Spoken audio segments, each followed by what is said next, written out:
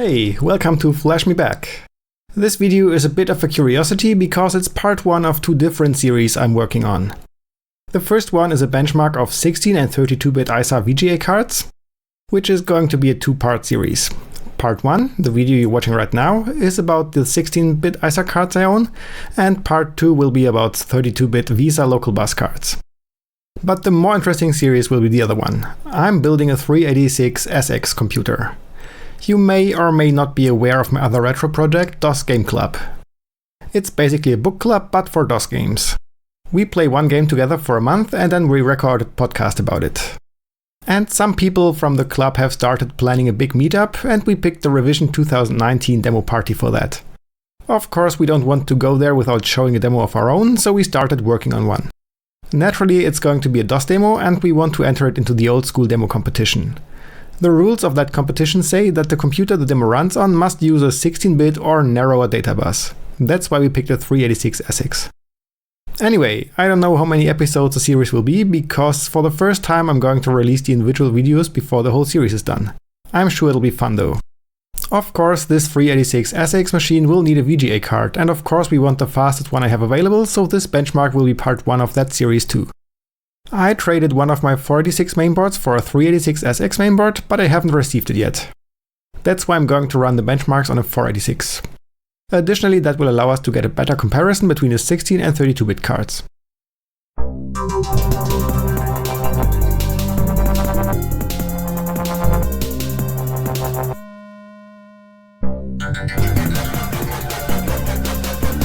Now, before we dive into the benchmark itself, let's first try to understand what we're dealing with, what the ISA and VLB are, and why VLB is supposed to be faster. Let's take a look at a typical 486 mainboard like this one. Of course, we have the CPU, in this case hidden under a big heatsink. Here on the left is the original ISA or XT bus. It can only transport 8 bits at once between the CPU and any expansion card installed here. It was introduced with the original IBM PC, and it made sense to transport 8 bits at once because the Intel 8088 used in these machines also only had an 8-bit data bus. To the right of it is the first expansion of this bus, the 16-bit ISA or AT bus, that was introduced with the IBM PC AT. The AT used an Intel 8286 that has a 16-bit data bus, so it made sense to extend the expansion ports as well. Originally, the ISA bus ran at the same frequency as the CPU, 4.77 MHz at first, and up to 8 MHz in the AT. But as the CPUs got faster, the speed of the bus lagged behind, mostly for compatibility reasons. In the meantime, so many ISA expansion cards had been on the market that breaking compatibility with all of them would probably mean a computer manufacturer wouldn't sell many machines. So that is one of the reasons why the IBM Personal System 2 was not very successful. They tried to establish a new standard called microchannel architecture that was incompatible with the ISA bus. So as CPUs got faster, manufacturers had to add more features to the system chipset to separate the CPU from the expansion slots more.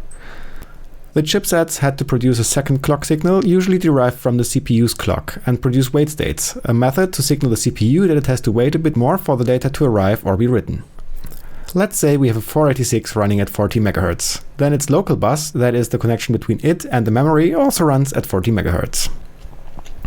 But when it wants to talk to an expansion card in an ISA slot, the chipset has to slow that signal down to something that works with the expansion cards, usually 8 MHz being the most compatible and stable option.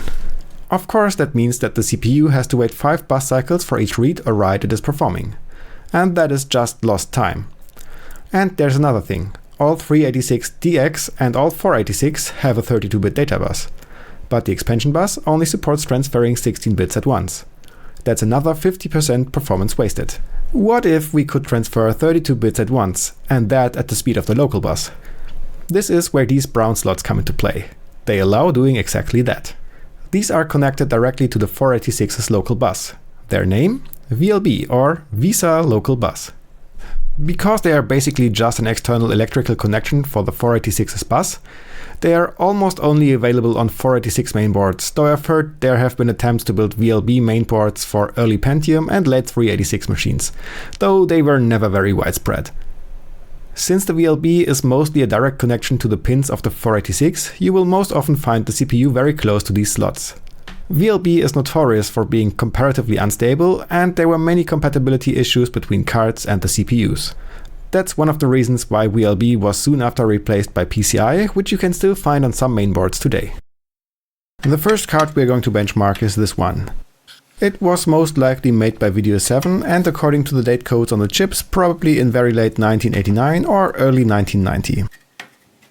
It uses a Video 7 456 chip and comes with 256K of memory, which is the minimum required for VGA compliant cards. For some reason, when booting it only shows monochrome, but the color output works fine. There are a bunch of dip switches and jumpers on it, but I couldn't find any manual or reference for them. Often when there are many switches like those dip switches here, they are used to select the refresh rates for certain video modes. I will not bother with those. Now let's start the benchmark. At first, I'm going to set my mainboard's BIOS to auto-configure the system timing. That means it sets the ISA bus speed to 1/4 of the CPU's local bus speed, 10 MHz. Now let's boot into DOS and start the benchmark tool. I'm going to use a benchmark called Bit Speed 4.0. It mostly measures VGA memory read and write speeds, which is the most important thing when it comes to VGA performance. In standard VGA operation, there is no real acceleration for anything, so memory throughput is the most important factor. The tool does 3 tests. First, it measures the transfer speed when writing or reading single bytes. That means only half of the card's data bus connection will be used. Then it repeats a test with 16-bit writes and reads, which uses the whole data bus of the ISA connection, but is not the best the CPU could theoretically do. Last, it uses 32-bit writes, which of course cannot really happen when communicating with a 16-bit card. But the CPU can split the accesses into 2 each. This way the CPU has to execute fewer instructions, and we should still see a minor performance improvement. There is one other factor that influences the overall performance of a VGA card: the time it takes to perform register writes. Registers are small buffers for commands and configuration, and during the normal use of VGA, those have to be written relatively often. Sadly, Write Speed does not measure that. But now let's get the benchmark started. The first time I'll also let Write Speed measure the speed at which read and write accesses happen in system memory as opposed to video memory. This will give us an idea of how important it is to minimize writes to video memory to the absolute minimum required to display what we want.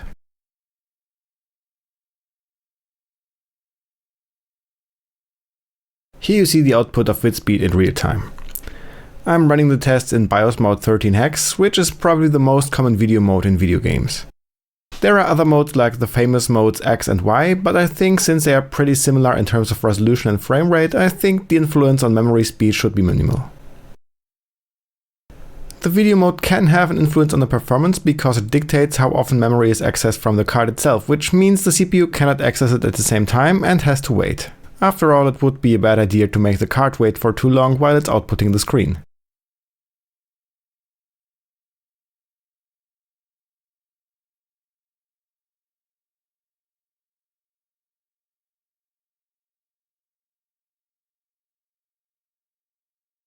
And here are the results. In the top here you can see the transfer speed to and from system memory.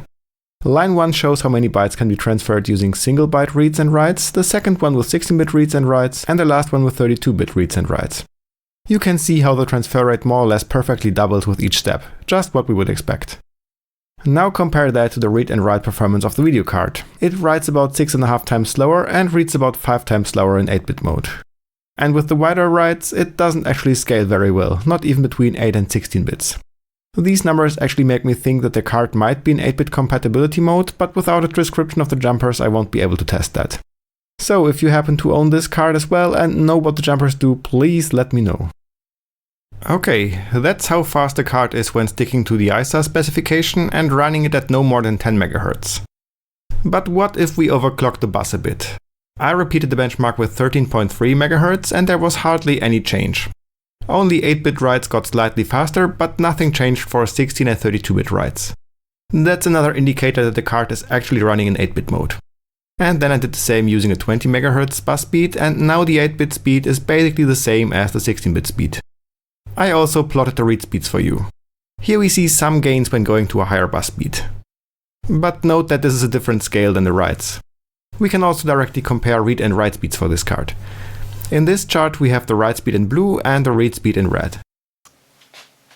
Next we have a Trident TVGA8800CS, also from 1989. I got this one with my 286 machine, and it's the only card I have an original manual for. In case you didn't see it, I made a video about my refurbishment of this computer. I'll link it here. Trident cards have a reputation of not being the fastest cards on the planet. Let's see how much truth is in this statement. But before we get started, I just realized that for some reason this card uses UV erasable ROM chips and the window of one of them is not entirely covered. It takes relatively strong UV light to erase those chips, but better safe than sorry. I'll put some additional cover there. The card comes with 256K of RAM, but can be upgraded to 512K. Let's check the jumpers. The card has 3 of them plus a set of dip switches. J1 together with dip switches 1 through 4 are used to select the monitor type. We set them to multi-sync analog, which is what we need for VGA. J2 sets the data bus width used for accessing the VGA BIOS. If we set this to force 8-bit, all reads from the ROM, like accessing the default character set, will be slowed down, so naturally we leave it at auto detect. J3 enables or disables the vertical retrace interrupt. Since there is not much DOS software that can make use of this feature, we can keep it disabled to avoid resource conflicts with other hardware. There are 2 more dip switches. Number 5 sets the address decode speed. When setting this to fast, it will do incomplete but faster address decoding when the CPU is trying to access video memory. The disadvantage is that it uses up all the address space reserved for expansion cards, so this will likely cause problems with other hardware in the system. Another disadvantage is that my benchmarks didn't show any improvement in speed, so let's keep it at slow. The last switch sets the data bus size for accessing video RAM from the CPU. It is set to allow both 8 and 16-bit and not force it into 8-bit compatibility mode. Let's leave it like that. And these are the results. As you can see, there was no performance gain when going from 10 to 13.3 MHz, but an improvement by 100% when going from 13.3 to 20 MHz, but only for 32-bit accesses. I don't think these results are correct though. Let me explain what I think is going on. Remember how I showed you how the CPU has to split every 32-bit access to an ISA VGA card into 2 accesses of 16-bit each? And that was faster than doing a real 16-bit access? Now, when the CPU wants to write data to the VGA's memory, it doesn't really know how fast the hardware it is writing to really is. The access works such that the CPU just issues the write command and then continues doing whatever the next thing it has to do. That is, unless the card that is being written to is sending a different signal back to the CPU. This signal tells the CPU to wait. As long as the card is keeping this signal enabled, the CPU just waits. This is called a wait state. What I think is going on is that the card is not sending the wait state back to the CPU fast enough, so the CPU doesn't notice that the card is not ready yet and sends the second 16-bit access. Apparently, when doing single 16-bit accesses, it still works because the interval between 2 accesses is big enough. So ignore the 32-bit write speed at 20 MHz for that card. It is a lie. The same goes for the read accesses.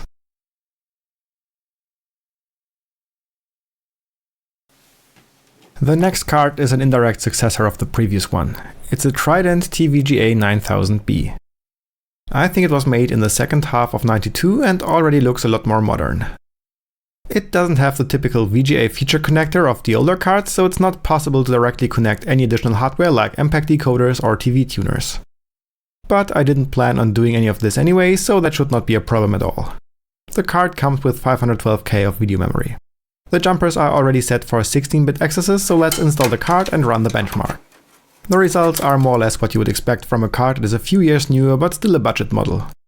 Its write speed is about twice as fast as its predecessors, and it does not seem to suffer from communication problems at higher system bus speeds. Reading from the card's memory is only about 50% faster though. The last card is my favorite of the 4 16-bit VGA cards I own. It's a Cirrus Logic GD5422 based card, and these have a reputation of being extremely fast. This board also uses 1 MB of graphics memory and was made in late '93 or early '94. The only jumper that it has is conveniently labeled as 0WS, meaning the card does not produce any extra wait states. I'm not entirely sure why this would be something you can configure on a VGA card if it doesn't have memory expansion sockets, but it's there. I could imagine there can be some incompatibility problems in some cases, but we'll just set it to the faster option of 0 wait states and run the test. There are some mechanical problems with this card though. First of all, the slot bracket doesn't seem to be the one the card originally came with and has the opening for the VGA jack in the wrong location, so I'll have to find a different matching bracket. And speaking of the VGA jack, one of the pins seems to be broken. You cannot really see it in the video, but the metal contact on the inside is misaligned and it's really hard to plug in the monitor. I'll just try to align it for now, but I've done that before and it will start obstructing the pin again. So I also have to replace the VGA jack. But that's irrelevant for the benchmark, so let's take a look at the results. Well, that's something. This card can be written to almost 3 times as fast as to the TVGA9000B. I guess that's the difference between a budget and a high-end card, even back then. The difference in read speed is not quite as impressive, but still significant, being about 50% faster. Okay, let's take a final look at the complete results. This chart only shows the read and write speeds at 10 MHz bus speed. I think it's pretty clear which card I'll have to take. And also comparing it to system memory speed, it's clear that for the demo we're working on, writing to video memory must be reduced to the minimum required, and reading back should be avoided completely. I heard this card can have some compatibility issues with some mainboards because it relies on a signal that is not necessarily present on all of them. We'll see how it works on my new machine. And that's it for this episode. I hope you enjoyed it, and if you did, please like, subscribe, share and all that, that's highly appreciated. Until next time, bye!